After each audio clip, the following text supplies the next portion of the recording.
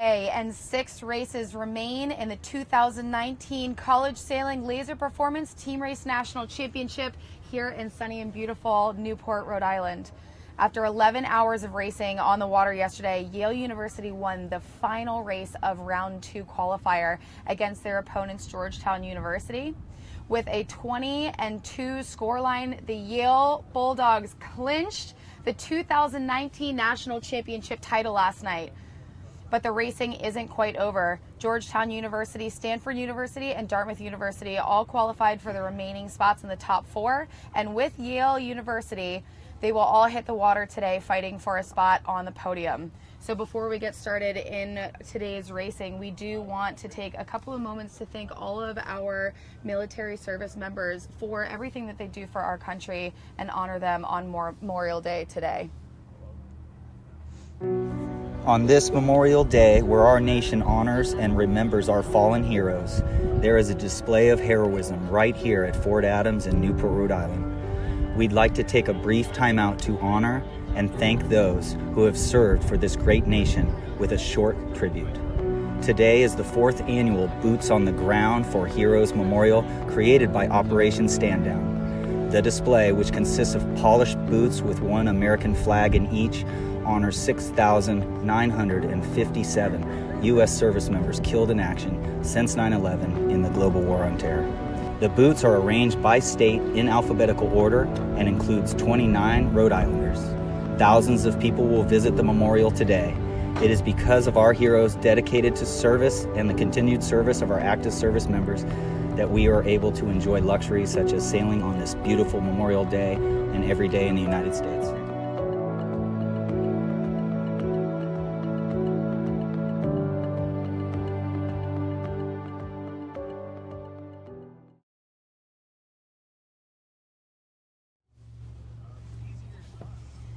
So thank you all for joining us today. Again, my name is Beigel. I'm your host for the College Sailing Nationals, and then I'm here with my co-commentator, John Rogers, our weather expert, boat handling expert, etc., etc. Yeah, but I'm sitting here with a little bit of tears in my eyes because I've been able to meet with these people over here at Operation Stand Down who set that thing up, and it's just unbelievable, the hundreds of people over there and putting coins at each boot that if they know somebody, they put a coin down next to their boot, and it's just really moving. And you know, Tony and Dee DeQuattro, members of Operation Stand Down, who came up with this idea 5 years ago. I got to meet their children, and they're all running around and just talking to everybody about the history of this exhibit, which has been going on 4 years, and it's going to keep going on for many, many more. That's excellent, and it really was an impressive one. We were able to bear witness to that, which was an incredible experience for all of us sitting here to be able to be a part of that. And so, you know, again, thank you so much to all of the service members for everything that they do for our country. It's so meaningful. Yeah, and it's a beautiful day here. We're going to have, again, a different day with the weather. The wind is, again, shifted pretty much 90 to 100 degrees the opposite direction. So you're looking northwest, folks, right there. We're going to have a northwest breeze. We're in sequence. The wind is going to die slowly as this gradient wind dies out. It blew all night. And the wind is going to shift to the right of your screen and come around to the east. And east wind is not bad. It'll be a little lighter. And it'll be shiftier because it's going to come right over the New York Yacht Club Hill. It's got a million trees, and the wind is going to be a lot shiftier this afternoon. You know, the wind will really pick up when we're celebrating at the trophy presentation. And then the current will be flooding all day long from the left of your screen straight down towards Goat Island, or from where we're sitting or where you're sitting, straight that direction. So it'll affect the starts a little. The pin end of the line will be a little harder to make, and the pin end of the line will be easier to make. So here we go. This on screen is race number 1 of this top 4. We are in the finals here. This is race number 149 with Georgetown University Hoyas in red and Stanford University in yellow. Now, we are fighting for podium positions today, and as of right now, all 3 remaining teams have the opportunity to get into those podium finishes. our overall results before we get into this race. So far we have Yale University obviously clinched that title. It is theirs. They are keeping it. That will not change today with a 20-2 record. At Georgetown University starting the day with a 17-5. Stanford in third as of now with 16-6. And Dartmouth College in fourth with 14 wins and 8 losses. So just to give a quick overview, after last night's racing, we were expecting to have a sail-off today between the College of Charleston and Dartmouth, but with a little bit more drama added to the storyline. Originally, College of Charleston did end up penalized for one of their sailors not wearing a penny out on the water, and it cost them 2 wins that were added as 2 losses to their scoreline. And once again, they ended up in hearing last night. It was a protest against BC, protest with BC from race number 137. And it was a result of damage based on a College of Charleston foul onto BC. So they were docked a half a point penalty added to their lost scoreline. Obviously, that means that they were no longer tied with Dartmouth, and their opportunity to sail for a podium spot was eliminated. Unfortunately for the Cougars, had they not had that 2-point deficit added to their lost scoreline, they would have been firmly in the top 4. Wow. So one of their sailors not wearing a penny out on the water for one of these races, that was the difference between them not making it into the top 4 and them being able to fight for this title. Yeah. It's a little bit disappointing to see, unfortunately, and then that last protest hearing last night obviously didn't help. So here we are again on race number 149. Yeah, 149. Georgetown is out to a commanding lead right away, and they're going to have control of all 3 pairs here. Only one not really strong. This boat here, it's an easy lee bow at this point. So one, if they don't cross the lee bow, duck there. They gain control by ducking, coming back later on starboard.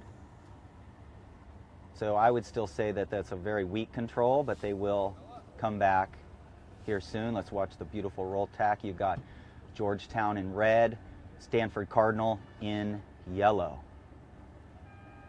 Georgetown is a very experienced team. I'm going to give a shout out to the Ryder family in San Diego Yacht Club. They have 3 boys, one who's already graduated from there just a couple years ago, and now they have Andy Ryder, one of the Georgetown skippers, and then Andy Ryder, one of the skippers, and then Jack Ryder, a freshman, had a good year this year at Georgetown. So the Ryder family very instrumental in that San Diego Yacht Club program. Here we go. So Stanford does have control of one of the pairs. That's going to be a foul right there. That's going to be a foul against Stanford. A foul against yellow will be spinning immediately. He won't wait for the umpires to make the call, because if they wait for the umpire to make the call, it turns into a 720 penalty, 2 full circles. So one of the reasons that this race is so significant, as I said when we first opened to watch this day unfold, we do have the top 3 teams aside from Yale all able to qualify for second place. Now, what we will have to see for that to happen for Dartmouth in 4th place as of right now, Dartmouth needs to win all 3 of their races. Georgetown would need to lose all 3 of their races sailed today, and they also need Stanford to lose 2 out of 3. Unfortunately, that really puts their destiny as a second place team here in the hands of the score lines of the others, and it's really tough to be able to confidently say that that's all going to come together at this point. You know, while there mathematically is a chance, I don't think that there is much of a chance for that to happen. They don't control it themselves. As far as Stanford occupying that second place after today's racing, John, this is where we are going to see somebody's chances end here for that. Now, the reason being is that Stanford and Georgetown have a close enough scoreline that Stanford and Georgetown could end up in a tie depending on how the rest of the day unfolds. However, the race right now, whoever wins this will end up winning that tiebreaker. Okay, so this is could crucial, be it and for second place and Georgetown did a great job there. They actually gained control of the 3 pairs, but then the Cardinal did a good move. They just left a little avenue of escape for boat 3 up there. You saw them actually jibe around. Boat 3 jibed around on the upwind leg. It was a good move by the Cardinal to at least get themselves back into that 3, 4, 5 position. Still a losing combination, more than 10 points there by a lot. Obviously Georgetown there with a 1-2-6, under 10 points for their score, so they're winning easily at this point. Right now it's down to about 10 knots. The wind will do a gradual die off here. It's going to be good. I mean, these guys are going to be, these will be our closest races because these truly are 4 of the best teams in the country. I believe that these 4 teams might be the 4 top ranked teams in the country. I think Dartmouth ended the year in 4th ranked in team racing. Dartmouth just haven't. So you got Dartmouth, and Stanford's ranked #1 in co-ed right now. So just incredible teams this whole afternoon. Okay, so here we go with Georgetown just balancing out, keeping everything lined up. That's what young team racers don't do. Young team racers love to win races, love to sail way out in front, and all of a sudden they look back and somebody's made a move on their teammates, and then you know, it's just the difference between young kids team racing and these guys. These guys know how to balance out, get everybody in essentially a line of boats and very near each other. So you're watching these jibes. And here we go. It looks like we have a 1-2-6 combination headed down towards that mark #3 for the Georgetown University Hoyas, but it is a very, very close fleet. They are so condensed going around this mark. It's going to take a lot of control with such limited space between their first boat and their last boat to make sure that they don't allow any room for Stanford to take a little bit of a piece out of one of their players up front in the 1-2. Stanford does have the opportunity to chase down that 1-2 here, and depending on the way that things fold out around mark #4 and how they decide to play this last weather leg, it is possible. We saw it quite a few times yesterday. Yeah, and the real speed demon is Jacob Rosenberg for the Cardinal. The real tactician, technical, smart sailor. Well, they're all smart in these regattas, but Jack Parkin, just a brilliant sailor. I think that was Jack that just took that beautiful tack out. Roman Scrieve is more of the just natural skill and can do it all. He's pretty fast, he's tactical, he's technical, he gets it extremely well trained, trained very, very hard at a different level than most people out there in the 29er fleet in California.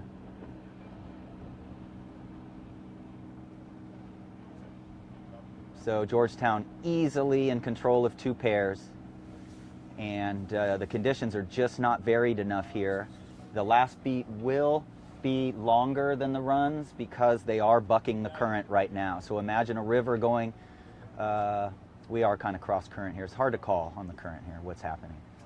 I think it's slowing the beat down a little. Stanford University still on the chase, but it does look like we have Georgetown with a little bit of a healthy coverage over top. What we're going to see here is Stanford in those yellow boats try to slow the pace of the race down with either tacking duels, trying to keep the fleet condensed, and to combat that, Georgetown is going to make sure that they are slow and controlled, have a loose amount of coverage, and take every opportunity they can to loosen up that coverage. So that's what we saw just now. Instead of tacking directly on top of Stanford headed back to the center, they gave it a little bit of room, then went to cover. Now they're in attacking duel. It does not look like they're going to be able to cross this Stanford University boat. Stanford is now in a position to attack, and this is not good for the Georgetown Hoyas as they head into the finish. Yeah, one's in slow death. One's going to die there next to that yellow boat. They're still technically leading 2 pairs, but it's not a controlled lead. Only 1 pair is in their full control. What one needs to do here, John, like you said, they're in a slow death. They need to make that take as long as possible and hopefully be able to get a little bit of control. But then, of course, we have this pair over here, number 18 from Stanford, and that Georgetown boat on the bottom end of your screen, slowing the pace of the race. We only have a confirmed first place for Georgetown at this point, and what looks like it may have turned into a 2-3-4 just in the top half of this fleet. of this leg, and we're headed into the finish. This is going to be a big one. Hey folks, this is the way the whole day is going to be, so make sure you're tuning in. Every race is not over until it's over. There is very limited space left as we head into the finish. It looks like Georgetown is trying to make one last effort to win another pair. We're going to see them send that boat all the way out if they can. And here we go. Very, very close. It looks like maybe a one for Stanford and a 3 for Stanford at the end of that race. No, 1 and 4, 5 for Stanford. 1-3 or a 1-4? 1-4-5 for Cardinal. The red is... Or, I'm sorry, Georgetown. Georgetown's in red. So that's a 1-2 or a 1-3 for Georgetown across that line in their first race. I think Stanford got him. You think Stanford got him? I think the yellow boat finished at the pin first, but I could be wrong. I'm going to have to sit here and anxiously refresh these scores. That's the way it's going to be all day, folks. These races are going to be very hard to call like that finish. If Georgetown got first that race, they win. If Stanford got their bow just across that line without tacking there, I don't know how they made it there. Man, they just went straight upwind. Final half of that final leg. How did they get back? That was incredible. I think it was Jack Parkin getting out to the left, put pressure on the other team. Something happened there. And just simply trying to slow the race down, you know, instead of pushing forward, knowing that they don't have very much distance between their team and the team in front, Georgetown. All you have to do is threaten them enough by tacking and trying to appear like you're getting leverage. Everybody slows down because of boat handling and then seeking opportunity to continue to consolidate. And once those boats end up back together in the mix, it can be anybody's game, as we saw there right before the finish. Right. But so for the kids out there, that's exactly it. If you're losing, you slow it down, and if you're winning, you go ahead. So as we wait for those results to refresh and be entered, we have our second race of this flight. Now this is Yale against Dartmouth. A very important race here. Yale University in blue and Dartmouth in orange. Race number 150 if you're following on your rotation sheet. And they're headed up to mark number 1 of 4.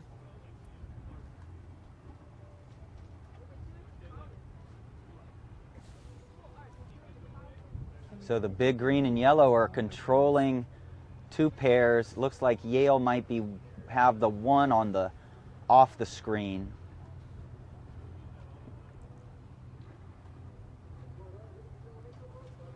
Easily control 2 pair for the big green. And then we'll see how that boat from the left. Yep, Dartmouth has got them right now. So this would be a great win for Dartmouth to put some pressure on those other teams. Again, Dartmouth does have a chance at... The left boat's crossing easily here, so Yale's got the 1. We're going to see some stuff happen at the windward mark. Easy lee bow here. Okay. Dartmouth laid up underneath, protecting the right side. That's a standard move as we approach the weather mark. Kids out there, you protect that starboard tack, coming in on starboard tack ley line, because it opens up all your options to either go fast or slow down. A little bit slower today. Yeah, and I think that Dartmouth boat still has control of 4, that blue boat just up in the middle there. I think they still have control. Not good control. Yale sailing today with Nick Baird. He'll be a finalist after co-eds for College Sailor of the Year. Right there. I was wrong. They're headed into the finish. So this looks like it might be a 1-2 for Dartmouth, taking a piece out of Yale. This is a win that they definitely need. They were luffed up. I think that was no foul. And made it around the bow, but I'm wondering if that's a foul also. If there was no contact and they made it around safely, then that is no foul. And they finish in a 1-3, and I don't see any judges movement or flags, so that's a 1-3 for Dartmouth in their first race of the day. You guys can see the judges there in the power boats. They have to follow the racing. It's very unique to this format. We don't do this in fleet racing very often. Umpires on the water. I am still waiting for those scores to be updated. Okay, are we going to bet something? I think you're right. I think Georgetown got it, but man, I don't know. They did. So updated results we will post here in just a second. It does look like we have them headed back to the basin, so they will be rotating on shore, it appears, for now. As soon as those results are going to be updated fully with the results of the second race when Dartmouth just beat Yale just now. I do believe that that is going to bring a little bit of angst to Georgetown. Absolutely. That's what we want to see. We want to see these podium finishes be a dogfight. And Dartmouth is a very strong team, being ranked third, or getting third in all of their conference qualifiers for women's, team racing, and co-ed. So they are a very consistent team. They're quite young, you know. Jack McGraw, I see he's a junior, but Cole Harris just got Rookie of the Year in NISA. He's not here, but he'll be here for co-ed. And so Dartmouth is a deep team. Rebecca McIlvain, one of the best crews in the country for Chris Williford there. So Dartmouth's a stack. They're nothing to these teams have to worry about them. Yes, well, we did see yesterday there was a section of the day where we did see them make some really simple mistakes, so I'm hoping that a lot of that was cleaned up before we hit the water today. Simple mistakes are definitely not something that they can afford, especially not in the top four, and especially not with the opportunity to be moving up in the podium. Now, let me triple check to see if those results have been entered in yet. We will know their fate as far as the second place is concerned after we see the results of race number 1 in that flight. If Georgetown won, then they do not have the opportunity to take second place. So, and here you all are looking at the LaserPerformance Z420s that we will use for this entire final round of 4, the Z420 being more high performance than the FJs we sailed in the round of 8. And the sailors love the Z420s. There's just so many reasons. Their jib leads are moved in compared to a Club 420. The center boards and rudders are better shape. There's an enclosed bulkhead in the front, so in that big breeze we had on Friday at the Women's Nationals, if you folks didn't get to see it, Victory at Sea conditions on our Friday coverage, go back to the College Sailing website and look those up at videos. All right, the John, Facebook page. So we do have updated results overall. Yale, obviously we saw that they had just lost that. Obviously, we saw Yale just lost that race against Dartmouth, but once again, there is no chance for anyone to take this victory from them. So they do have a 20-3, but let's look down. Georgetown did take the win in that first race of the day. You're right. Now, with that win, we needed Georgetown for Dartmouth to end up in second place. Georgetown had to lose all 3 of their races. So if Georgetown won that race, that means that Dartmouth no longer has a shot at second. But what we do see is that Stanford with a 16-7 and Dartmouth now with a 15-8 after winning their race today in that first flight. Dartmouth does have a shot at 3rd overall. Right. So that is definitely a hot spot for Stanford. Now we do know that Stanford might be able to take a couple of wins, and with Georgetown getting the right combination of losses, Georgetown would have to lose 2 more events for them to have equal losses, and Stanford would have to win 2 more races. But when we just saw them face off just now, that's going to be the tiebreaker right there if they end up in that tie, unfortunately. Yeah, and I know the Cardinal are not fired up because they won a couple regattas this year on the East Coast against big teams, and so I know they really wanted second. Right. Now, and so earlier they're going to keep fighting hard now because they know if Georgetown can lose a couple, they can win. They'll be right back in. That's the thing, is they can't win. Stanford so can't get back to Georgetown? They can't. So Stanford, if they win 2 more races and if Georgetown loses 2 more, they end up with the same average. Now, where we get into the intricacies of it is that with the same average being in a tie, these teams have faced off 3 times now. In the first round, where all 6 teams had hit the water, Georgetown won their race against Stanford. That was a win for Georgetown and a loss for Stanford. They also faced off, obviously, in the top 8, qualifying for this event, for this Final Four. Stanford won that race and a loss for Georgetown. So they're 1-1 even on wins. That race was that's the defining moment for if they ended up in the right combination of wins and losses to end up in a tie for second place. We now can give second officially to Georgetown. So we have our first 2 teams, and now the fight is for that podium spot. We've got our national champions determined last night, those Yale University Bulldogs. up against Georgetown in second, and then in third and fourth, fighting for that last podium spot in third place, we have Dartmouth and Stanford, and we do know that there's a chance for Stanford to take that over. Right. So as these teams are coming into the basin to rotate and head out for flight number 2, we're going to take a brief break. I'm going to come back to you with some math, and we'll watch flight number 2 out of 3 unfold. Stay tuned.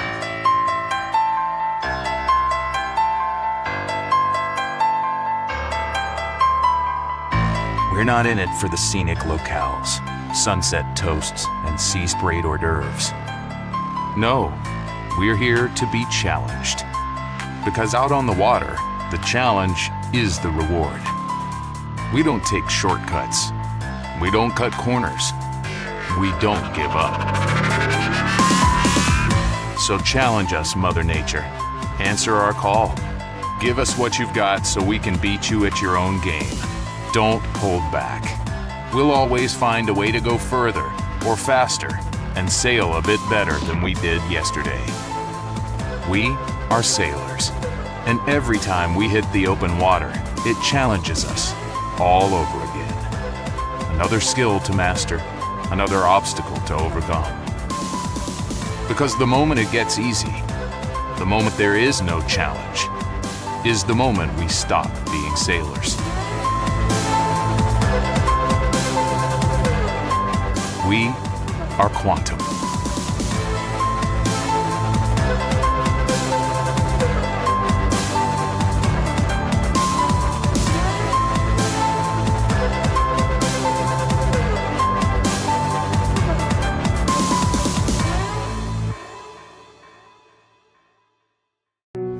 On this Memorial Day, where our nation honors and remembers our fallen heroes, there is a display of heroism right here at Fort Adams in Newport, Rhode Island.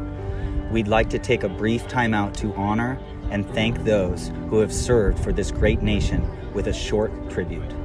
Today is the 4th annual Boots on the Ground for Heroes Memorial created by Operation Stand Down. The display, which consists of polished boots with one American flag in each, honors 6,957 U.S. service members killed in action since 9/11 in the global war on terror. The boots are arranged by state in alphabetical order and includes 29 Rhode Islanders. Thousands of people will visit the memorial today. It is because of our heroes dedicated to service and the continued service of our active service members that we are able to enjoy luxuries such as sailing on this beautiful Memorial Day and every day in the United States.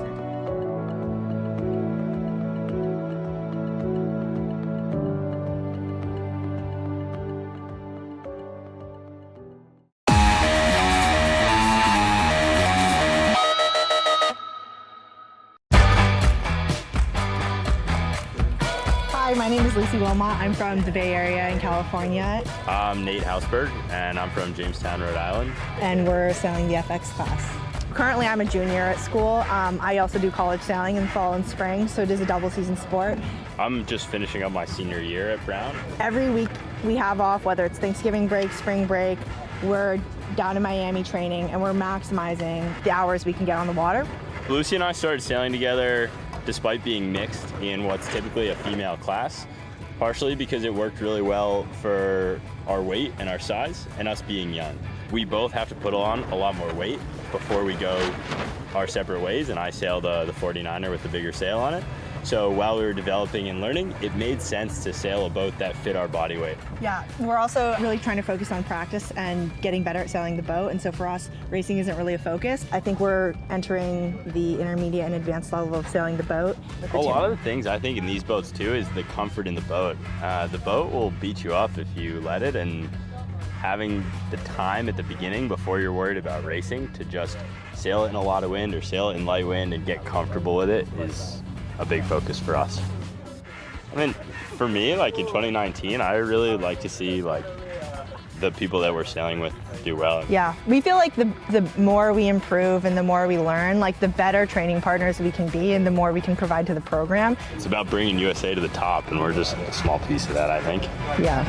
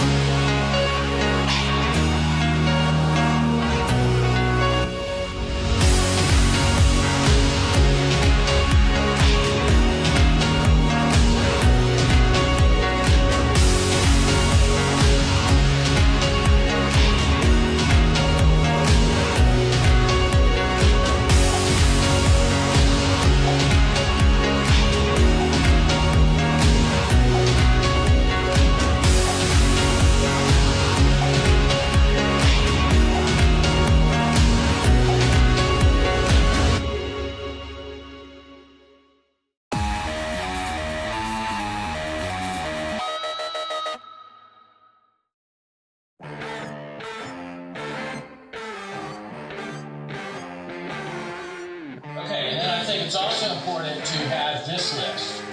Think back to the race where you had the good start, you flushed the guys behind, you were ripping fast, or you were really in sync with the shifts. It was easy, and you crushed it.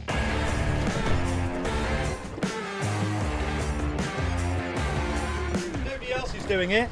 Well, I'm going to back out, I'm going to come up the other side, I'm going to go around the back of that boat to the other side of me, and I'll come back in again.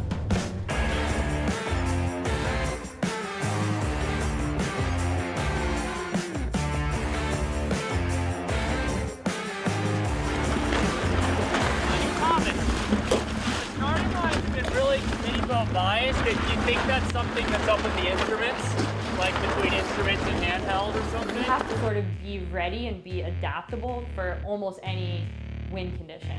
We're in a really big right phase right now. Okay, Wind's at 340. The wind average has been around 320, so I set it for that. Copy that.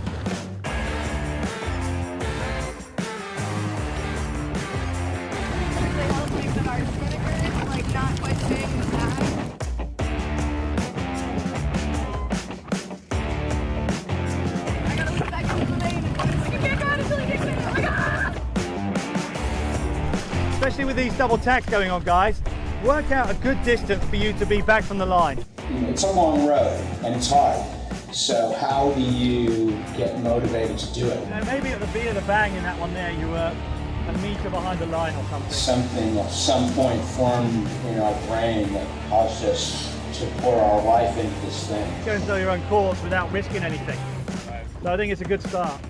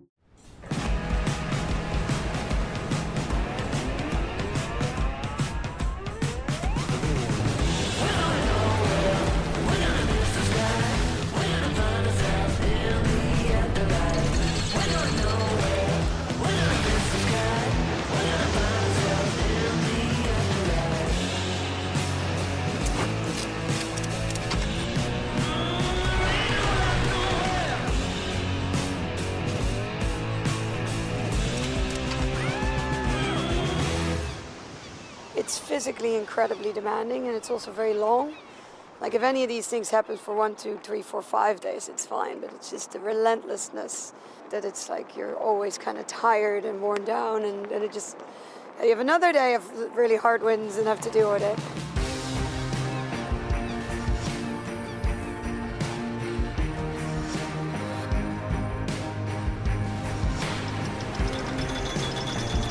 Well, it feels very good to win, obviously. It's always the objective that everybody wants to do. And yes, we won the Worlds last year, which was the main objective. That was the 3rd season for us, and we're very happy with that. And obviously we want to go back and try to do the same again and have a good result and hopefully win it.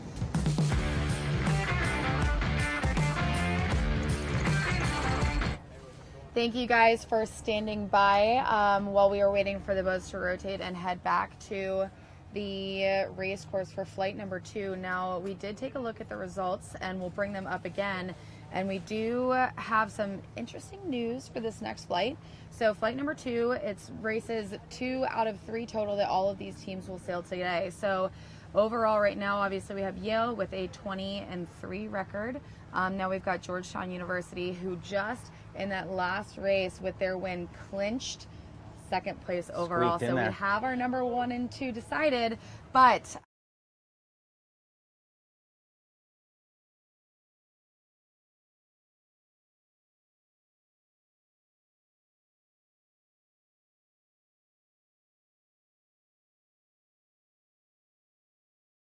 Town, followed by Stanford sailing against Yale.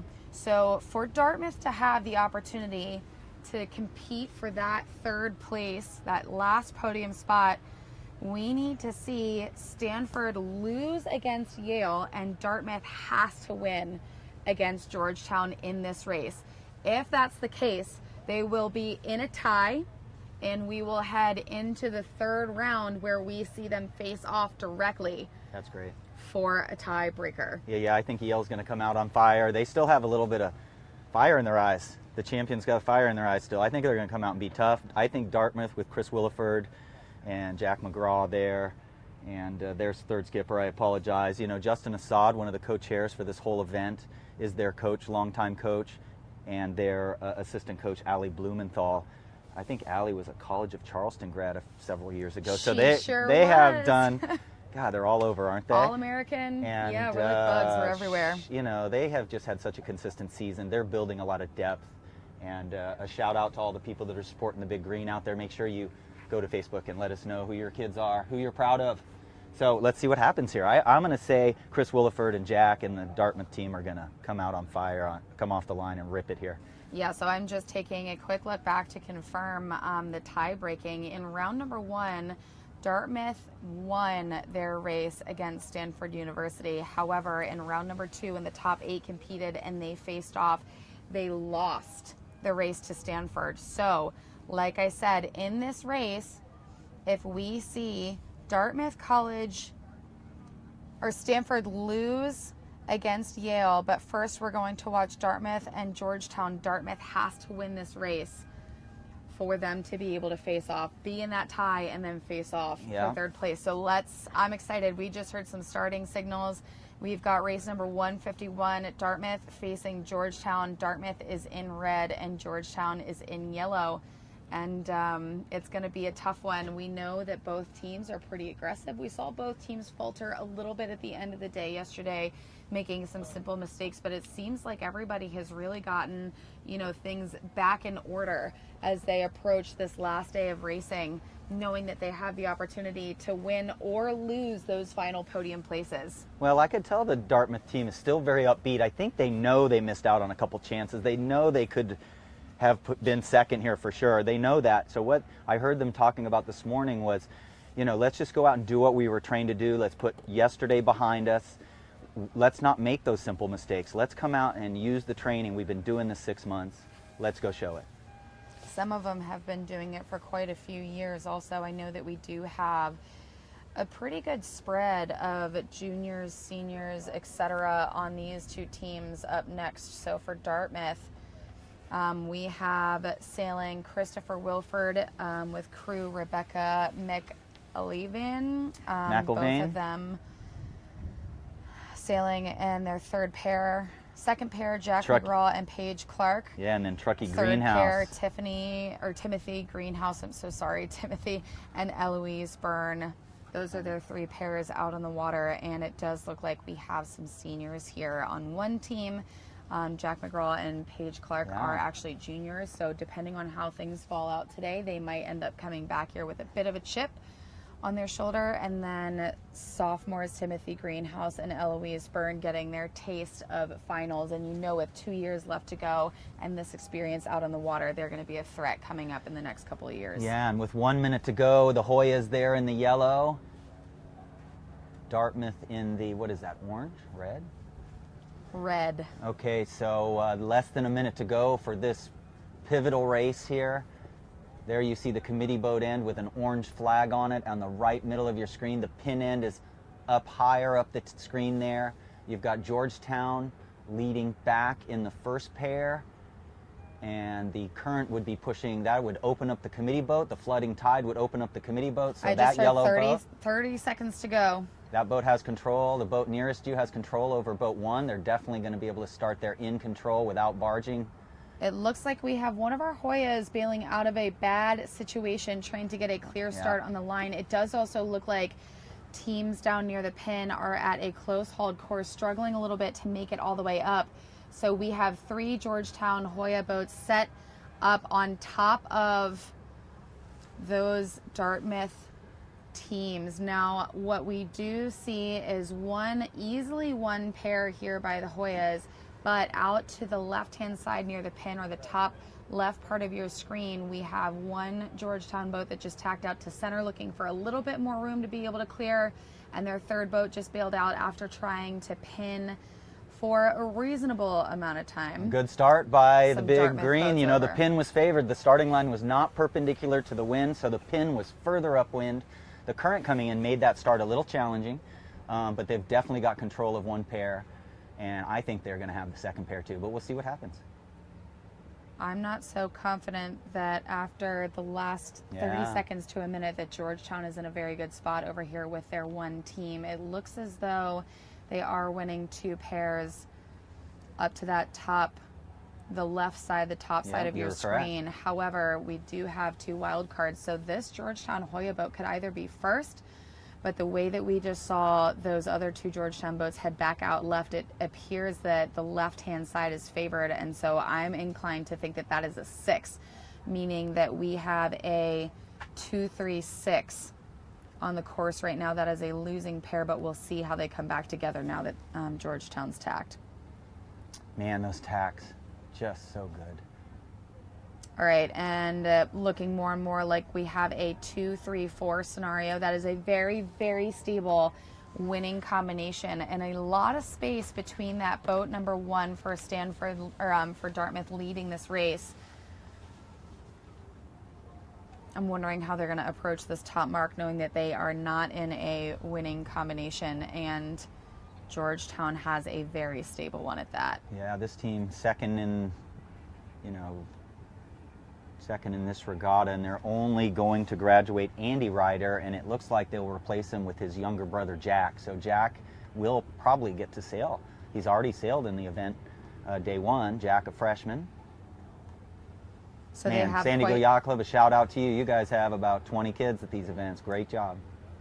So they have a young team, means that they are going to be back. Yeah, Sean Segerblom's a junior, fight and Bill next year. Logue's a junior, and their crew. Oh, they do lose Rebecca Fung, amazing, many-time All-American crew, is going to graduate this year. She'll sail today and the next 4 days. Looks like we have this fleet dividing up into 2 sets of 3, as opposed to 3 sets of 2 across the course. They're called competing pass-back situations. I don't think we're going to see attempted pass-backs here, but just to give you guys a little bit of a descriptor what that's referred to out here. Dartmouth actually gained control on that left side, and now they've lost it again. Getting double teamed by the Hoyas over there. We do have boat number 3 here, though, on Dartmouth, that is inside at the mark and on starboard, and they are slowing themselves up, trying to find a way to be able to do the most damage around this mark. And it looks like they may have pulled the trigger a little bit early and are going to be forced to round at this point. Excellent job by the Hoyas slowing right here onto boat number 2, and they're going to be able to get their teammate through. As there we go, we saw them slow down, trying to make it around the mark nice and clean without affecting their first 2 boats headed around. Still in that 2-3-4 stable winning combination. And now what I think we're going to see is the Hoyas, their last boat, is going to try to slow up the 2 Dartmouth boats behind them. Yeah, they're very consistent. They know exactly what to do. Exactly. We've seen this scenario 110 races. Building a gap and getting your 1 and 2 and 3 boats. 150 races. I know, but it's been about 120 of them have had the gap being built, right? It's just amazing how they immediately start to do the right thing. And now we're going to be moving on to downwind balancing, which is admittedly, by quite a few people on site here, a really, really tricky component of team racing. That downwind balance, it's constantly evolving, and so trying to make sure that you're always in control. Now yesterday, obviously we had the breeze coming from a different direction, but what we saw was the more that teams in the 5th and 6th place, as we see Dartmouth in that position here, went out to either side, it's almost as if they sailed out and then around the whole fleet, and everybody came back into the mark number 3, that first leeward mark, really condensed. And we saw a lot of shuffle if teams didn't have a very clear plan in place. And now what we see about halfway down to that mark number 3, is a pretty good chase by Georgetown, sitting right on top of Dartmouth in that lead pair. And we just saw Dartmouth jibe along with Georgetown there. I don't know if that's something that I would have done. I think they probably feel confident that their lead boat will have that starboard inside advantage headed into the mark, but it is still too close to tell with half the leg left. Just amazing footage here, folks. You won't see this unless you're maybe watching the Olympics or Larry Ellison's Sail GP or something. We have amazing drone operators, a lot of skiers, and they are really good at filming sailing. So thank you to all the sponsors there, U.S. Sailing for providing the coverage, LaserPerformance. For their piece in the coverage as well. Yeah, and all the boats and all the coordination, and Coco Solsvig there, who just shows up. She's a one-person It looks yacht like we club. do have Dartmouth as a threat here to that stable 2-3-4, and it is going to take some damage control coming down into this mark, making sure that that Georgetown does not lose that third place. And what we see is them playing back at this point. We also see the first Dartmouth boat and the first Georgetown boat playing back. Georgetown will try to push them around the mark, and once they clear the plane of that mark, they have to move forward. They cannot stay back, but they can park it on the other side of the mark, which we're seeing them do now. Yeah, so Georgetown again comes around in a 2-3-4, and this, if I'm a coach, I'm plugging in this video for my kids to watch, the high school kids. An excellent and anybody I work with is watch this race, because you will just see the confidence they have to keep the 2-3-4. It's like they could do one bad jibe and lose it, but they just know exactly what. So now what we've got here is Dartmouth headed into that mark number 4. This is where we do see a lot of changes happen. So Dartmouth doing some excellent slowing here, trying to condense the race so that hopefully all the boats stack up, and by chance they might be able to get some of their players forward. Now, none of these boats here have room at the mark, so all of them have to keep clear. And what Georgetown needs is to pull off 2 good mark roundings, not allowing Dartmouth inside, to be able to still control that 2-3-4, which they have done successfully. And now we will see them try to balance across the course.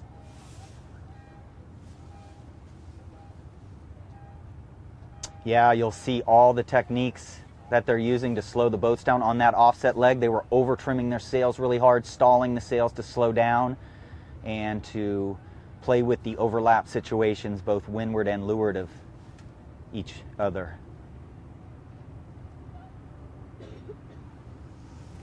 And then in the background, you guys can see the second race of this flight. Again, this flight is very, very important for both Stanford and Dartmouth. Dartmouth needs a win in this race, and they also need Stanford to lose their race against Yale. Just coming off the starting line in the top left-hand side of your screen, we should see this finish line in sight, and it looks like Dartmouth is trying desperately to slow this race down.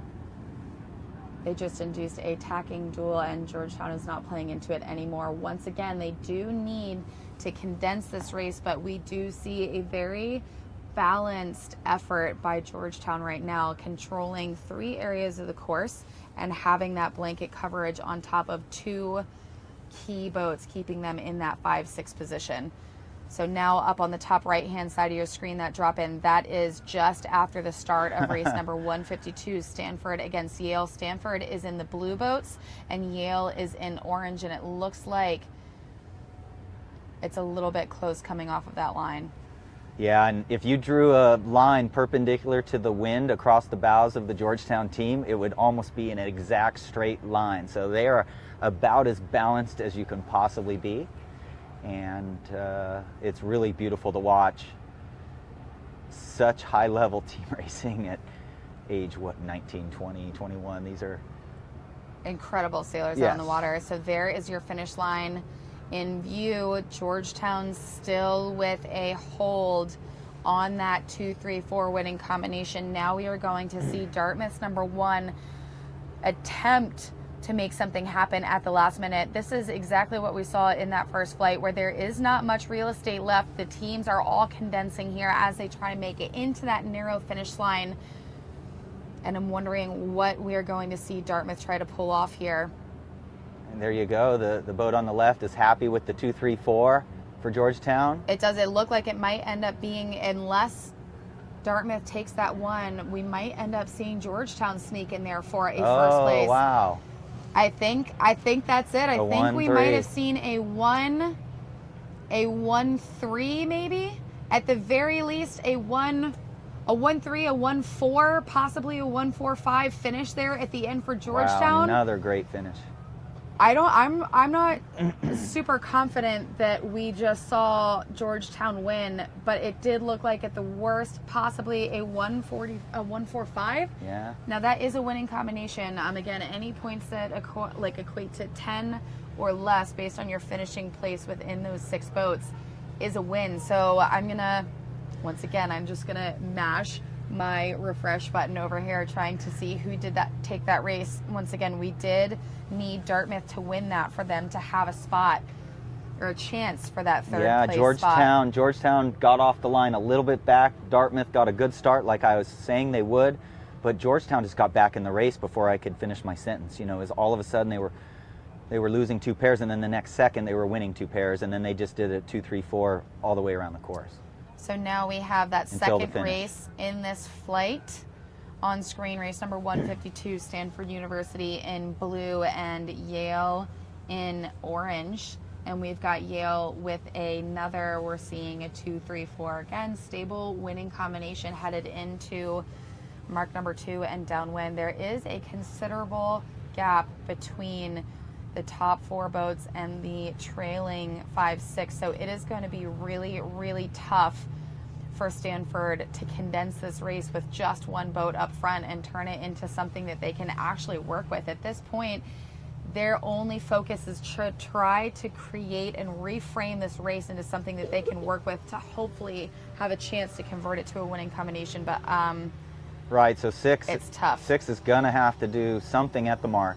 If you're out there learning team racing, you can't do anything now because Yale will be past you before you know it. You got to get to the mark and try to do something.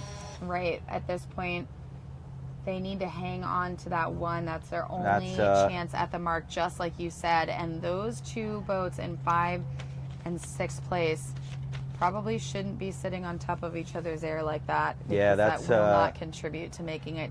That is Roman Scrieve and Sammy Piquel in the lead there in the 1. Sammy's from Newport Beach. Roman is from San Francisco Bay Area.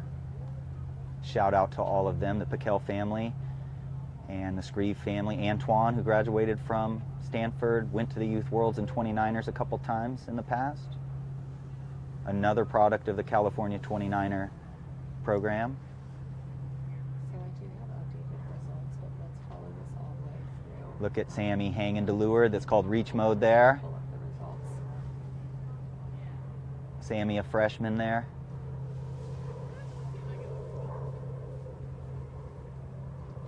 And not looking like Yale has made any forward progress, taking a little bit of space away between boats number 5 and 6 and the rest of the fleet. Hopefully they can make it through this chop with a little bit of speed, because if they can, this is one of their narrowed opportunities to be able to do so. And we are also seeing... He's in the 2-boat length circle now. I'm sorry, the Cardinals trying to catch up. So now we're seeing the Cardinals with their first place boat try desperately to slow up those 3 Yale Bulldogs. All they need to do, again, all they need to do right now is slow this race down as much as possible. They just have to open the window to be able to make something happen. And it looks like they are able to get 4 close enough.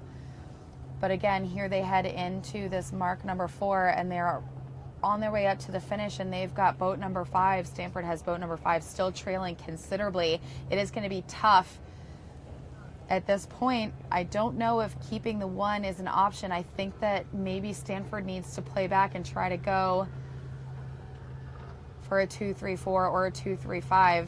We do see them around here, and it does look like overlap was established.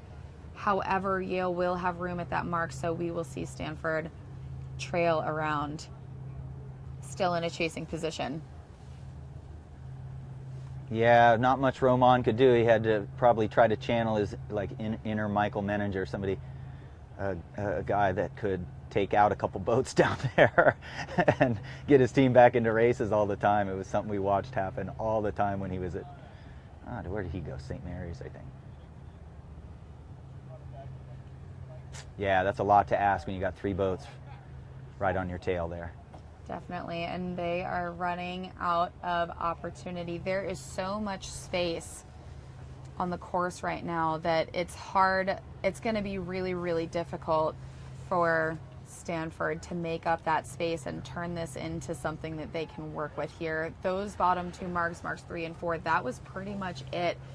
And what they really needed to do is get all of those boats as condensed as possible. And Johnny Norfleet, I know you heard Johnny and I talk a lot about this yesterday. We need close proximity for that losing team, because what that ends up doing, bringing all those boats in together, is it increases the opportunity for error from the winning combination, the team with the winning combination. It reshuffles the chips a little bit and sort of allows you to forcefully create a new destiny out of that scenario if you do play your cards right. And unfortunately, it doesn't look like Stanford, they definitely didn't pull it off at the marks, which would have been the best opportunity to do it, and it does not look like they are going to pull it off here on their way into the finish. Yeah, I did just see Georgetown walking down the dock for their rotation, and they are putting in Andrew Person, a really good sailor for Georgetown there, another California kid. They got the pipeline of California kids there, and so Andrew Person's going to go in and skipper. It looks like we are headed into the finish here, and a little bit light pressure here on this left-hand side. It looks like the right might be coming in with a little bit more momentum, although it does seem they are fighting through some chop. 1, 3, 4. So maybe we'll see at the top of the course here something shuffle again, and it looks as though that first place Stanford boat is in big trouble right now. It looks like Stanford did lose that one right here. We do see spinning on behalf of Yale, and we are going to see Yale in orange take first place, and it looks like maybe second place as well, depending on how things pan out. They are in a huge lefty headed across the course on a header, having to tack to make it back. And there's the writing on the wall, folks. We have Yale with a 1-2, which will always win regardless of where their third place boat is. So Yale takes the win away from Stanford in that race number 152.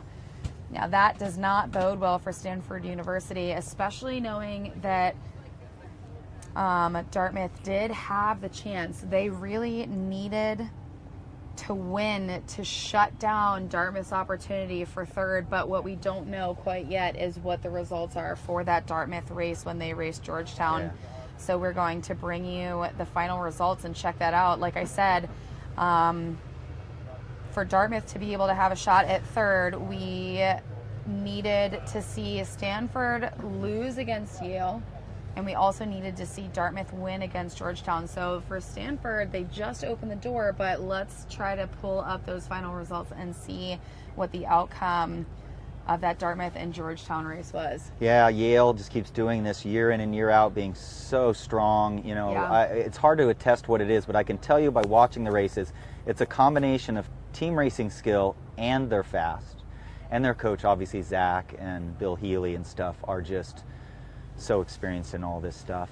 All right, so once again, there's the writing on the wall, everyone. It looks as though Georgetown took the win in that race against Dartmouth. So you all, we have our final 3 podium finishers. It does not matter the outcome of these final 2 races in this series. We have our Yale Bulldogs with the championship win, as we saw last night, in such an impressive display of skill and sportsmanship.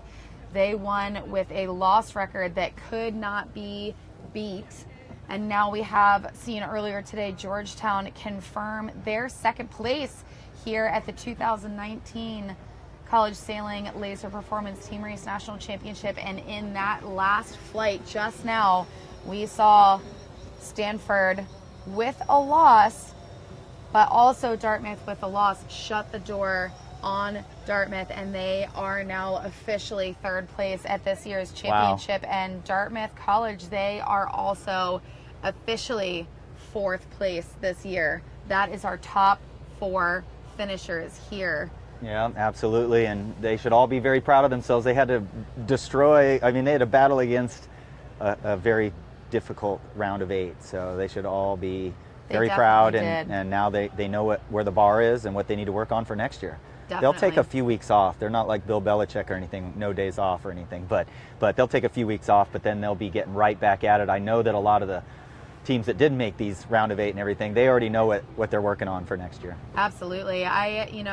As much as these guys sail and put so much time in on the water, I do know that I probably will see some of them this upcoming weekend for a practice weekend out on the water.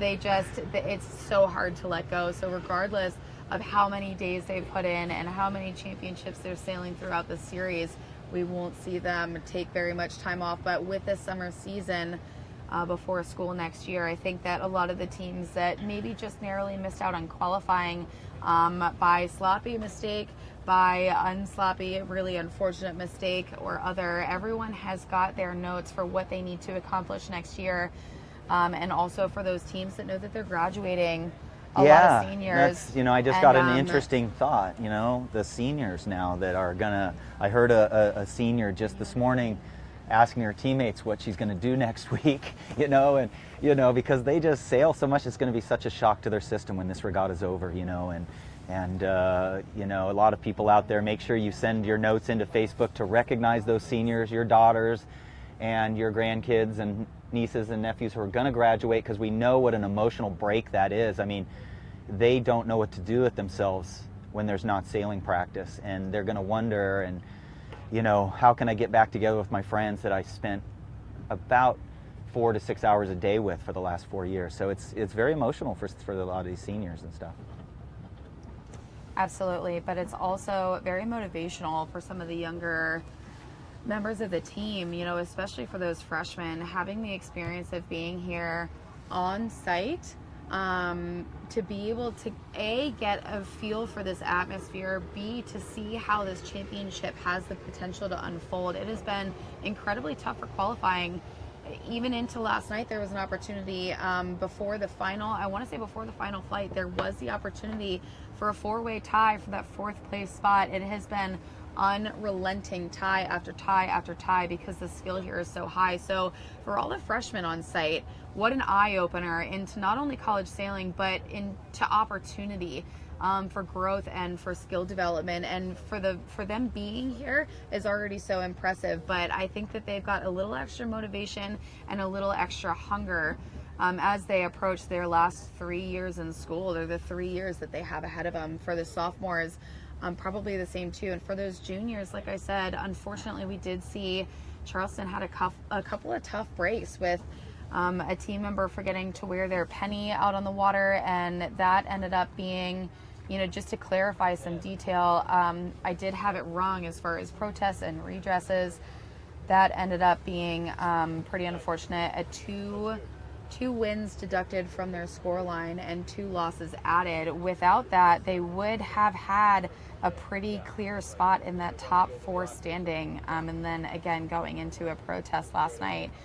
So with the penny situation, it technically wasn't a protest, it was a scoring penalty for failure to wear a uniform, and that is in not only the sailing instructions, but it's also a part of the rules and regulations for college sailing. I had it wrong that it was reopened yesterday morning. It wasn't reopened. CFC just filed for a redress, which was denied. And so that was how they went into the day yesterday. Knowing that they had those extra 2 losses, they fought really, really hard to make it back to a place where they had the opportunity for a tie. And at the end of the day, they did have that tie with Dartmouth, and we should have seen a sail off this morning, but there was a protest in race number 137 against Boston College, where we saw College of Charleston fail or foul Boston College, and they did exonerate themselves on the water by spinning circles. But what ended up happening is there was damage to the BC boat in result of that foul from College of Charleston, and they were docked another half a point added to their loss. So I'm sure that with their younger team members, really, really frustrating, and we'll see them head into the next couple of years with a little bit extra fire. Well, a lot of the sailing we do, the stakes aren't quite so high. In these events, these teams are having trained so long, they are absolutely narrow-minded and focused on first place. So there are going to be situations where technicalities and rule technicalities are protested in an event of this nature. Right. In sailing in general, a lot of times we got to let people go out without their penny. But if it's the rules and it's a world championship or it's a national championship, that's where we must go by the rules. We're students, we're athletes, we must go by the rules there. We must make sure that all the technical stuff is done according to the rules. And so Charleston paid for that by making a little accident. So it's unfortunate, especially for such a proud program and knowing, that making a mistake like that can cost your teammates.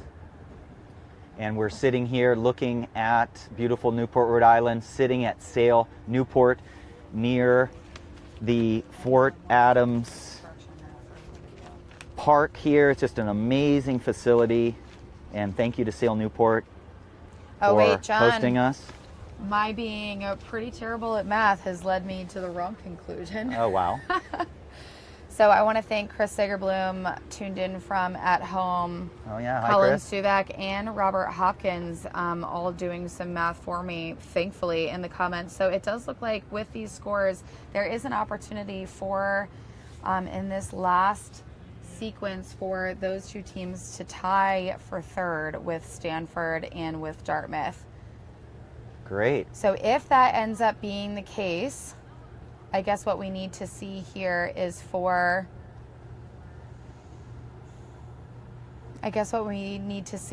Dartmouth to win their race against Stanford, and then it will come down to a tiebreaker after this third race. Yeah. So shout out to the Segerblum family. Mike Segerblum, instrumental in ICSA for 25, 30 years, and his son Chris.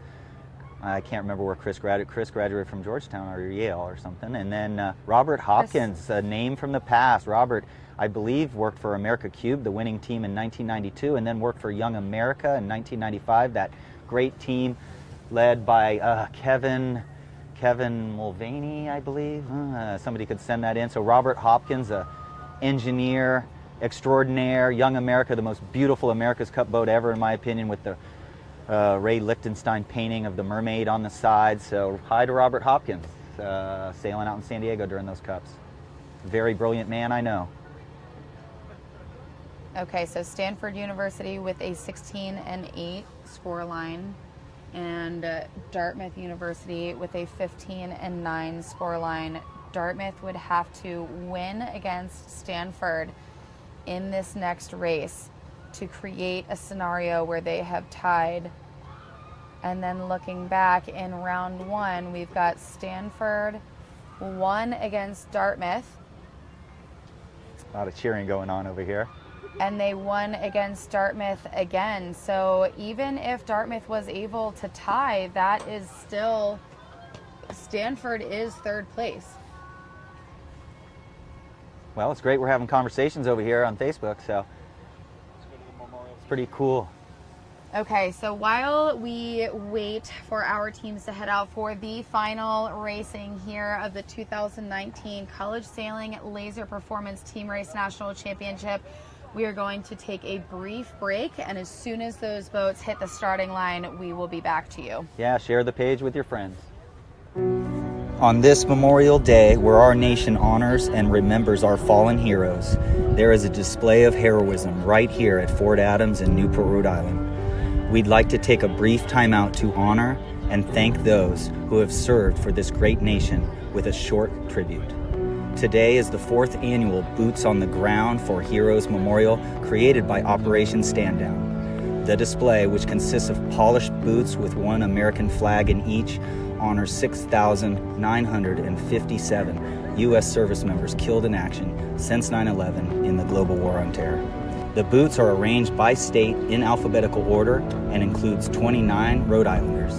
Thousands of people will visit the memorial today. It is because of our heroes dedicated to service and the continued service of our active service members that we are able to enjoy luxuries such as sailing on this beautiful Memorial Day and every day in the United States.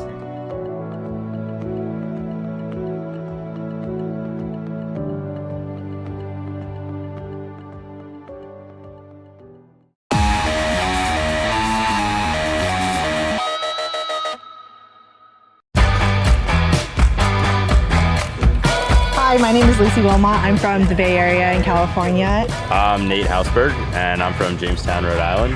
And we're sailing the FX class. Currently, I'm a junior at school. I also do college sailing in fall and spring, so it is a double season sport. I'm just finishing up my senior year at Brown. Every week we have off, whether it's Thanksgiving break, spring break, we're down in Miami training, and we're maximizing the hours we can get on the water. Lucy and I started sailing together despite being mixed in what's typically a female class, partially because it worked really well for our weight and our size and us being young. We both have to put on a lot more weight before we go our separate ways, and I sailed the 49er with the bigger sail on it. So while we were developing and learning, it made sense to sail a boat that fit our body weight. Yeah, we're also really trying to focus on practice and getting better at sailing the boat. And so for us, racing isn't really a focus. I think we're entering the intermediate and advanced level of sailing the boat. A lot of the things I think in these boats too is the comfort in the boat. The boat will beat you up if you let it, and having the time at the beginning before you're worried about racing to just sail it in a lot of wind or sail it in light wind and get comfortable with it is a big focus for us. I mean, for me, like in 2019, I really like to see like the people that we're sailing with do well. Yeah, we feel like the more we improve and the more we learn, like the better training partners we can be and the more we can provide to the program. It's about bringing USA to the top, and we're just a small piece of that, I think. Yeah.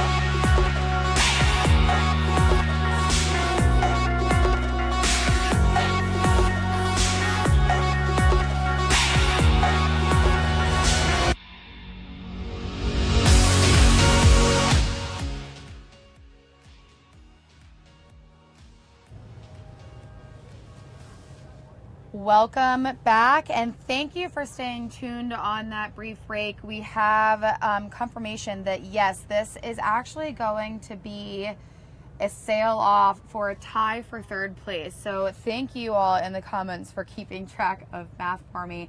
What we have is Dartmouth and Stanford. If Dartmouth wins this race against Stanford, race number 1 in this last flight of nationals, they will tie the score.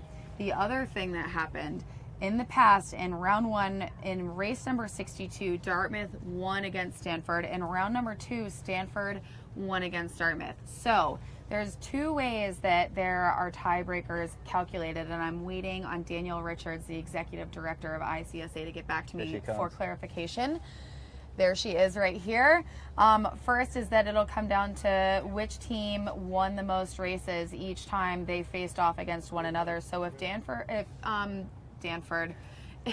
couple name, if Dartmouth wins this race, they will have won 2 races against Stanford. If that is the way that we are going to determine the tiebreaker, then this will be not only a tie, but a win, and that podium spot will go to Dartmouth. The other way that they will decide is with a sail-off. She's walking away from me now. Is a sail-off. So if it does happen to be a sail-off, I will let you guys know. I'm waiting for official confirmation before I speak out of turn. But in the meantime, we do need to wait to see if Dartmouth can win this race and tie. So we are within sequence and getting very close to go. Yeah, here we go, folks. The 3rd and 4th ranked teams in the country. And this is racing for 3rd. 30 seconds left to go, and not a great start for Dartmouth. We have Dartmouth here in red and Stanford University in yellow. This is Dartmouth starting with 1 boat pretty far off the line. Another boat was not able to make the pin. It does look like we've got some either a hard left shift or something going on, making it really challenging to make that line. And now we have a little flood. How many? I wish I had counted the seconds for that final Dartmouth boat to clear the starting line. That is not a way to start this race, knowing that you could possibly have a spot in that top 3 and round out the podium. Well, the wind has backed off to 6 knots with holes. You can see the wind is not strong there, folks. So at least it's not. I believe this race is going to turn back into a race if we can get that boat number 2 back in it.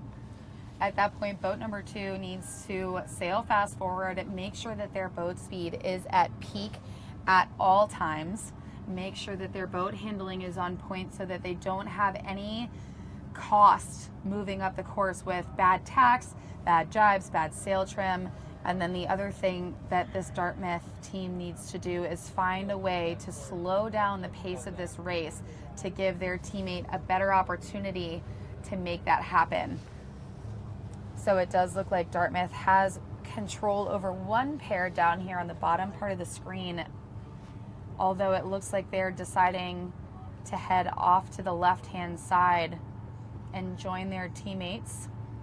It does seem that they have a 1-5-6 at the moment, and it looks like they're going to try and convert that into a 2-3-4 or a 2-3-5, and they've decided to commit to that and given up opportunity to have a first place at all.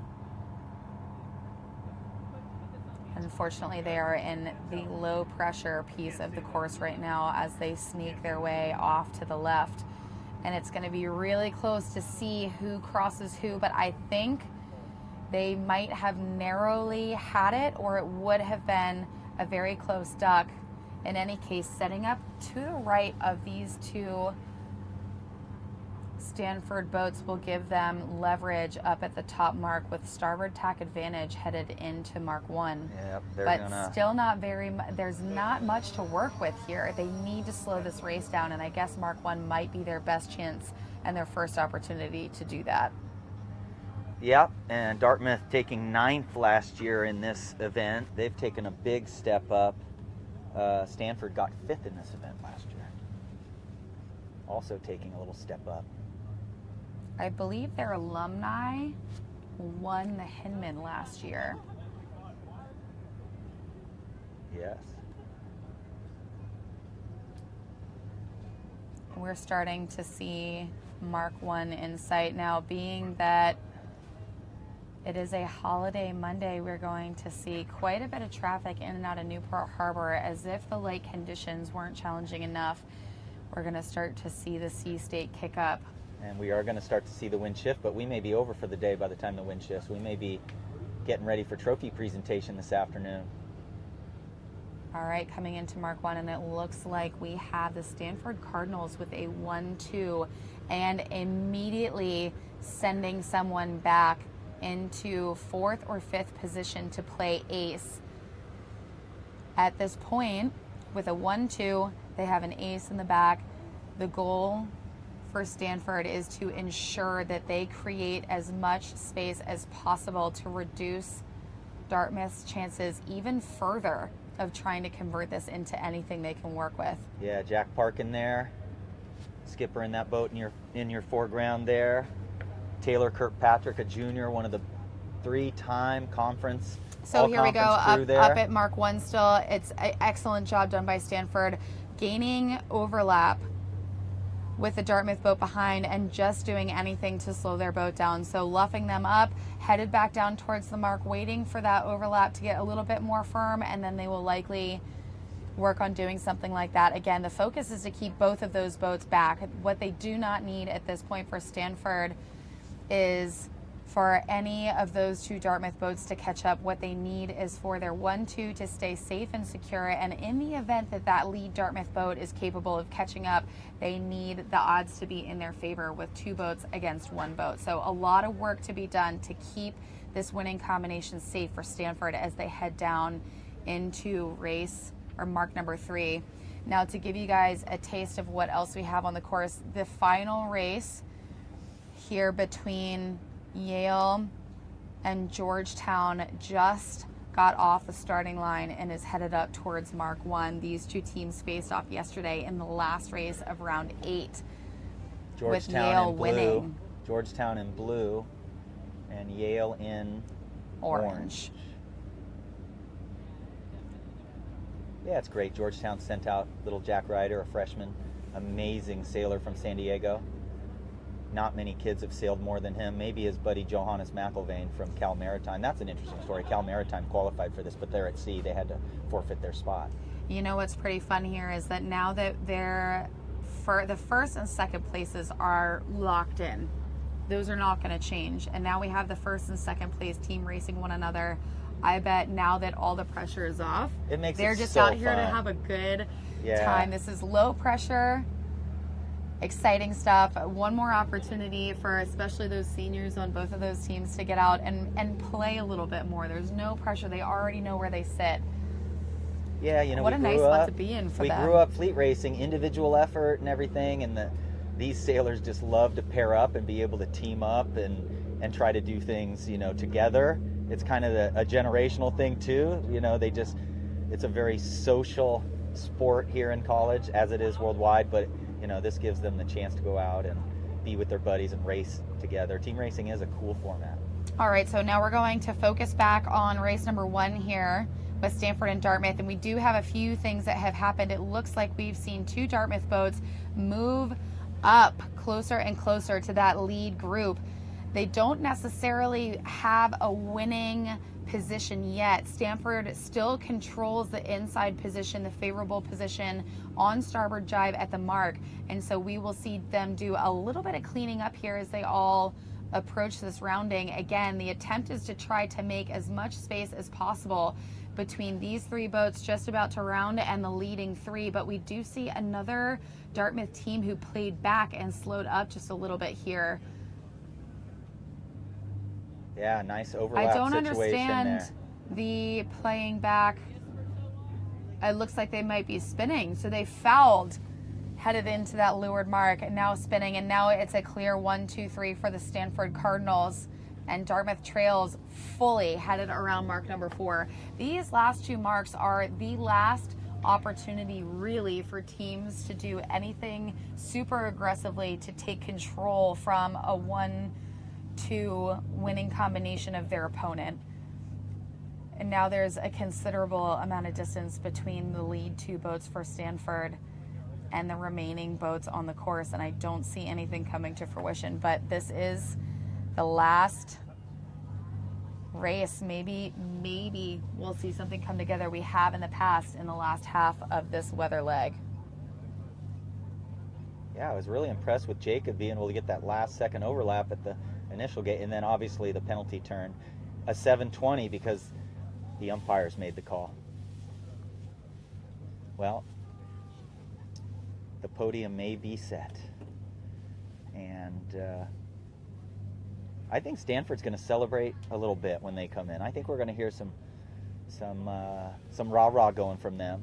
We know Yale is a pretty stoic celebration team, and College of Charleston set the bar a couple years ago when they had like 32 people on 2 FJs, I think, sinking the boats, and so the celebration part is great. I bet you Stanford comes in and gives us a good little show. Oh, I'm sure that they will. Knowing that it came down to this last race, for them to be able to just sort of seal the deal is going to be a huge relief. We will see some celebration. We did hear some celebration on behalf of Georgetown when they hit the dock to rotate before this last set.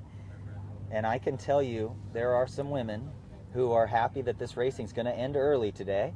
They have been sailing now, some of them for 7 days in a row, and again, Women's Nationals was a victory at sea condition program. Almost the whole time was hiking, full hiking. And if you didn't get to see Friday's coverage, folks, go back and watch it. You'll be excited to see 22 to 28 knots of breeze. Here we go. The finish line is in sight, and here we go into the top half of the course, and it still looks like a really commanding lead by Stanford University as they head in the final boat lengths of this last race for them in this championship series. And this is for, like we said, the podium spot.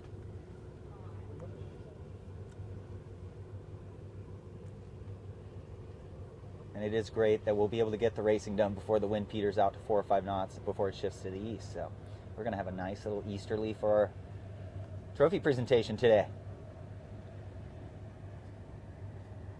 That'll warm it up a little bit more. There's your finish line. Stanford still in that 1, 2, 3. But once they finish with a 1, 2, you cannot lose with that combination. So we are moments away, ladies and gentlemen, from confirming that podium spot. And here we go as they cross the line. This is Stanford University taking a win in the second to last race overall here at the 2019 College Sailing Laser Performance Team Race National Championship, securing their spot on the podium, a 3rd place overall here in Newport, Rhode Island in the Spring National Championship Series. They are 3rd place. Again, we already saw Georgetown secure their 2nd place overall earlier today. And of course, last night, the impressive showing by Yale University, winning after 2 rounds going into today. Absolutely untouchable. And this is the end of your championship. We have our podium, and then a very, very respectable performance by Dartmouth University here, tearing it up on the race course for the last 2 days, and then coming in down to this last race with the opportunity still for that 3rd place. Unfortunately, they just narrowly missed out. Not having a boat on the line definitely put them at a disadvantage very, very early on in the race. It was almost 20 seconds before they were able to get all the way across the line and up to speed and headed upwind. John, this is our championship. Can you believe it? Yeah, absolutely. 3 solid teams. They've been in the top of many team racing events all season long. The Marciando, the Prosser, all these things. These teams are absolutely ready to celebrate today and get a good night's sleep and get ready for co-eds. Yes, and you know what? Yale University is ready to take that trophy back home, the wood we also affectionately call it. Now that team, Yale University, last night, once they clinched that championship title, they became one of the most winning teams in all of Team Race National Championship history. We did have the Naval Academy present on site. They are the most winning team with 6 overall championship wins, and just behind there are now 3 teams tied with 5 total wins. Yale just now joining Tufts and St. Mary's on that level. Now Yale is also one of the 2 teams present at this championship, the only 2 teams that have won this event since 2012, and they won consecutively from 2013 through to 2016. 4 years back to back to back to back to back, taking 2 years off. So the freshmen that did come away with that national championship title in 2015 are here as seniors, adding another one to their list of accolades as they graduate from college sailing and being named the top sailors in college sailing and in this generation, and then they're going to be taking that on to sailing that they've done in the future. Yeah, and like we said, it's just a combination of things: the speed, the skill, the practices. I call them the team 2, 3, 4, because for several years now they just seem to be able to get that. And one of the best coaches in the country in Zach Leonard, the composed, calm, quiet Zach Leonard, with Bill Healy, a long time Yale coach, amazing former college All-American and everything. And then they've added Martine Anderson, a graduate last year, who is just outstanding. They've added Martine here part-time to help them out too. So it's a combination of everything: the coaching, the skill, the speed, the practice schedule. They practice 2, 3, 4s over and over and over. It's the one they practice the most. So here you go. That's why they're the leaders in the country. There's our finish line here for the Yale Bulldogs against Georgetown Hoyas. The last race in this series, and they're headed in to the finish, and we are moments away from the official conclusion. Now Yale and Georgetown, having secured their finishing places as first and second overall, went into this race just to have a little bit of fun. Yeah, it was kind of a victory lap there for Yale. They're kind of getting watching this race a little bit. And good to Georgetown, though. Give their young skipper a chance to get out there and get some experience. That's Jack Ryder right in front of you on the screen in 6. Freshman. That was the thing that was so fascinating about this season, is not only has women's sailing just continued to ramp up, but this year so many freshmen and sophomores. The depth in college sailing is going up because we're seeing so many freshmen and sophomores who are almost earning spots or are earning spots on their varsity teams. So let's give a quick shout out to all of those athletes out on the water in the top 4 today. Obviously, let's start with Dartmouth. They put up a really, really impressive performance, and they made their opportunity to be a part of that podium last just until that final race with the Dartmouth Big Green. Christopher Williford, a senior sportsman of the year in NISA this year. Rebecca McIlvain, 4-time college All-American crew from San Diego Yacht Club. Jack McGraw, a junior with Paige Clark, also a junior. Jack from Southwestern Yacht Club out there. Truckee Greenhouse, a sophomore sailing with Eloise Byrne. Those are the ones that I know sailed. They probably had a couple, the weather varied a little. They probably added a couple in there. If you could send them in and help us recognize on Facebook if we missed any names there. And our official 3rd place team, we have Stanford University, Jacob Rosenberg with crew Caitlin Booker as one of their pairs. Catherine. And then in our second pair for them, we have Jack Parkin and Taylor Kirkpatrick.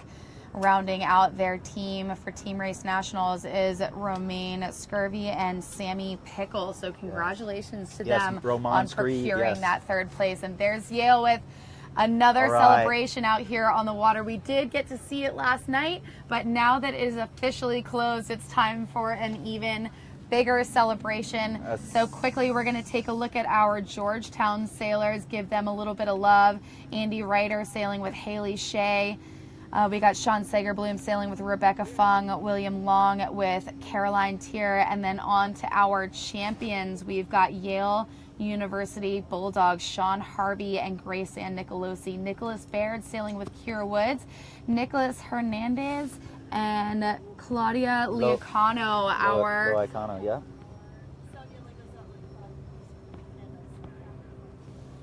And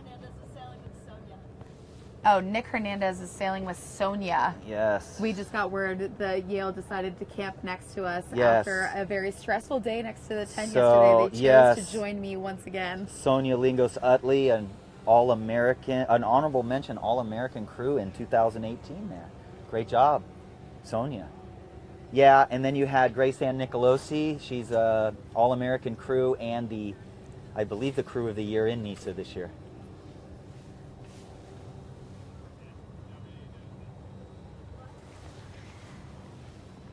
So there we have it, folks. That is an official wrap here for the 2019 Hey, Zach. College Sailing Laser Performance Team Race National Championship. Hey, Zach. Not only did we Can see I an have you go on one impressive more time? performance by these sailors out on the water, but we did see an impressive performance by the race committee as well. Our hosts for this championship series are Brown University, and they had a little bit of help from Harvard University running this particular event here, and other teams within the NISA conference. Our host, Sail Newport, has been taking care of half the fleet. I believe we have the Z420s stored down there, and then other supporters. We've got Quantum Sails, Marlowe Ropes, the official rope of college sailing. We have Sperry Topsider. They are the official shoe of college sailing. And then we also have Professional Boats. So once again in the booth, I am joined by none other than our champion coach here, Zach Leonard, head coach of the Yale Sailing. Welcome back under the tent. Thanks for having me. Yeah, so congratulations once again. Absolutely impressive performance. I'm sure that a little bit of pressure off today. You guys could have a little more fun out there, knowing that it is in the bag after last night's racing. So how did it feel for you as a coach to watch your team go out with 1 day left and 3 races per team left to go? A lot more relaxing than it usually does at the end of a regatta. I didn't have 20 bulldogs lined up over here breathing down my neck as we were watching yesterday's racing. They sat right over there, and they were eyeballing it the whole time. Yeah, this was the best seat in the house. We had a great view. Oh, I'm glad that you guys joined us once again just over here. I thought you were gonna, break up with the media tent and go move elsewhere. No, this is the best place. All right, awesome. So one of the things that I'm really curious to hear is that college sailing has a lot of depth to it, and a lot of the recruiting classes and the sailors that decide to go to college instead of pursue maybe a full-time Olympic campaign or other opportunities, they do take their pick at schools. And so knowing that there is an enormous amount of talent going to universities across the country, and you might see some going to other teams, how is it that you have managed to maintain such strength over so many years? That's a good question. Well, we have had a lot of great sailors, which is first and foremost. But we've also we've worked as hard as possible to pass down the institutional knowledge that we continue to build, and hopefully get the younger sailors to a place where they're pretty competitive at a young point in their college career. And if we can do that, that means our practices are deep and competitive, and that makes regattas feel easier. So yeah, so the more depth that you have on the line, and the more skill you have on the line at practice, it's almost as if you could come to this event. And I did mention earlier, it's not just the team on the water competing here. Everyone that helped that team get to the place they're in to be able to come win this nationals has a piece of this title also. So we've talked, I did name your sailors that competed here, but can you name for me some of the other sailors that have been a key training piece for your team, this only 6 to 9 to 12 person team out on the water? Let's give them some love. Yeah, well, we have 32 people on our roster, and and we have kids of all skill levels. But in our team racing group, we'd be remiss not to mention Nick Marwell and Dylan DeMarkey and their partners, and we have a whole cadre of freshman and sophomore crews that joined our team and have been learning so fast, and they're going to be ready to step into more important roles on our team next year. Some of them are arriving for the semifinals and may even get a chance to be a little sailing. Awesome. Then. So we have a young up-and-coming group, particularly of crews, and we have some really hard-working sailors who didn't get to compete in the championship, but have a big claim to adding a lot to the team. Absolutely. And being prepared. So that's a really huge effort. Now, out of those 32 sailors you do have on your team, how many of them are we going to get to see between women's team racing and co-ed? I haven't done the math, maybe 15 or 14. Okay. Will be here at one point during all the events, but some of those won't sail. So probably not too many will sail that haven't already sailed. Okay, so last question here, Zach, before I let you join your team for a secondary celebration. Now that you have your seniors graduating, they've got 2 titles under their belt. Juniors will have 1, obviously, so will those sophomores and freshmen. What is your plan for development next year to make sure that you maintain that level of strength within your team while losing some of your key players that were able to come out and sail this week? Well, we generally try to do the same thing every year. I don't think we'll change what we do, but we will have a lot of new people competing for the team next year, and that's really the case every year. You know, being a college coach, this like the cycle of life. You lose people who graduate, and new people come in. So we'll probably stick to the same plan we've always had. Awesome. Well, thank you. Congratulations once again, Coach, to you and your whole team. Everybody has hit the water, or the dock from the water, and now we are going to move on to awards just after, and you guys can take that trophy back home. So thank you for everyone who's tuned in to watch the last piece of this event unfold here at the 2019 College Sailing Laser Performance Team Race National Championship. We will be back live to you shortly for the awards presentation. Stay tuned. Great.